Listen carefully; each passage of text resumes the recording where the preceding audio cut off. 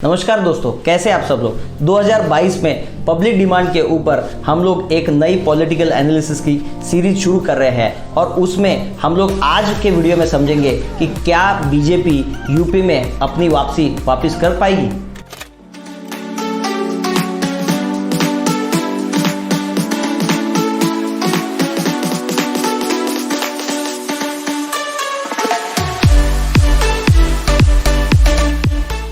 आने वाले महीने में यूपी में विधानसभा के इलेक्शन होने वाले हैं। वैसे तो बीजेपी की ये सेकेंड टर्म ही होने वाली है, लेकिन हमें इसका पूरा एनालिसिस करना है तो 2012 से लेकर के 2022 तक हमें सारे इलेक्शन के बारे में समझना पड़ेगा, क्योंकि 2012 में बीजेपी की सरकार वहां पर नहीं थी और समाजवादी पार्टी के 224 विधायक के साथ में वहां पर वो सरकार चला रहे थे। लेकिन 2014 में जब मोदी वेव इंडिया में जब आई तो वहां पर समाजवादी पार्टी और बाकी सारी पार्टियों को बहुत बड़ा नुकसान वहां पर हुआ, क्योंकि 2014 में 80 में से 73 सांसद बीजेपी के आए थे और सबसे इंपॉर्टेंट बहुजन समाज पार्टी का एक भी सांसद चुन के नहीं आया था। इसलिए भले ही विधानसभा की ये शायद दूसरी ही इलेक्शन यूपी में भाजपा के लिए हो, लेकिन इसकी नींव वैसे तो 2014 में ही वहां पर रख चुके थे, क्योंकि 2017 में जहां वहां पर जो विधानसभा के चुनाव हुए वहां पर बीजेपी ने सारी पार्टियों को पूरा परास्त कर दिया और करीबन 312 सीट्स उनकी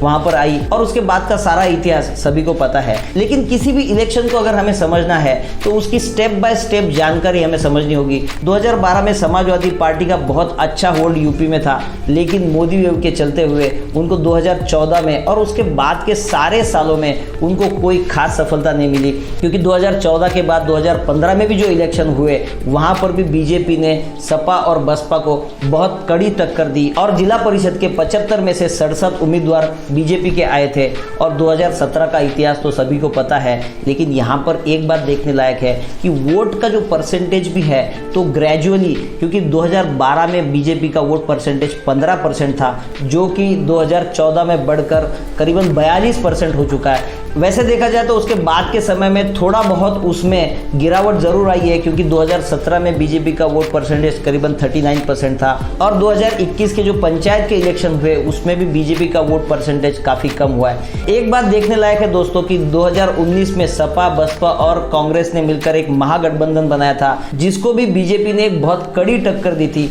वहां पर भी उनका वोट परसेंटेज 40% था और बीजेपी का वोट परसेंट करीबन 50% था। ये सारे चीजों को अगर हम लोग देखते हैं तो एक बात जरूर देखने लायक है कि बीजेपी का आज की डेट में भी काफी अच्छा होल्ड यूपी में है। इतना सब होने के बावजूद बीजेपी के सामने कौन से चैलेंजेस आज की डेट में यूपी में है। वैसे देखा जाए तो बीजेपी के सामने पिछले 3 साल में जो केंद्र में सरकार चल रही है और जिस हिसाब से बीजेपी की एक इमेज बन चुकी है कि वो एक हुकुमशाही वाली सरकार चला रही है, क्योंकि फार्म बिल्स की में भी हमने देखा कि 1 साल तक किसान लोग लड़ते रहे और बाकी सारी चीज़ों में भी जहां पर पेट्रोल डीजल की प्राइसेस हो या और भी कुछ भी बातें हो, तो जहां पर बीजेपी को एक टारगेट किया जाता है कि वो एक अपनी डिक्टेटरशिप चला रही है, तो वो ज़रूर एक नेगेटिव पॉइंट है। योगी की भी अगर हम लोग इमेज देखते हैं वो भी एक डिक्टेटरशिप की ही इमेज दिखती है, क्योंकि पूरे यूपी में सिर्फ योगी जी की बात होती है, बाकी कोई नेताओं की बात नहीं होती।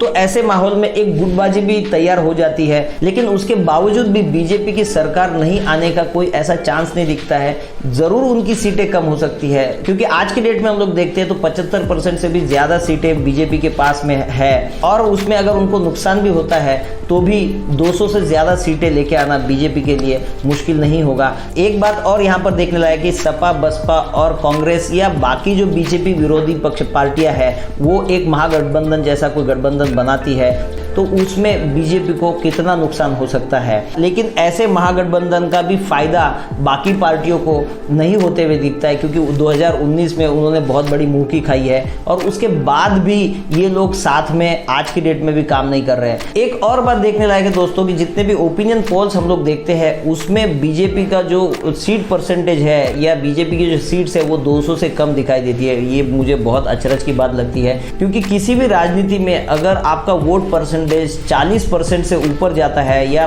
37% से भी ऊपर जाता है, उसको नीचे लाना एक बहुत बड़ा फैक्टर होता है, क्योंकि लोगों के अंदर तक वो पार्टी जाती है। अगर हम लोग 20-30 साल पुरानी बात करते हैं तो लोगों को सिर्फ कांग्रेस पता थी और इंडिया में जहाँ पर लोग बहुत ज़्यादा पढ़े लिखे नहीं हैं, तो उनको इलेक्शन में ज़्यादातर चुनाव चिन्ह के ऊपर ही डिपेंडेंसी होती है, क्योंकि लोग एक बार किसी चुनाव चिन्ह को अपने दिमाग में रखते हैं तो उसी के ऊपर 2 साल दर साल वोट करते हैं। तो अगर हम लोग एनालिसिस की बात करते हैं तो जिसमें बीजेपी का एक बहुत अच्छा चांस दिखता है, लेकिन अगर हम ओपिनियन पोल्स को देखते हैं तो वहाँ पर बीजेपी की सरकार नहीं बनती हुई दिखती है। तो वैसे आपको क्या लगता है कि यूपी में बीजेपी या योगी जी की सरकार वापस आ सकती है, और वो कौन से फैक्टर्स हो सकते हैं कि जिसकी वजह से उनकी सरकार नहीं आ सकती? एक बात तो जरूर है दोस्तों कि भले ही बीजेपी की सरकार आए, लेकिन एक अच्छा अपोजिशन भी आना उतना ही आवश्यक है। इसलिए बाकी सारी जो पार्टियां हैं उनको एक होकर के एक अच्छी एटलीस्ट अपोजिशन भी बना पाए,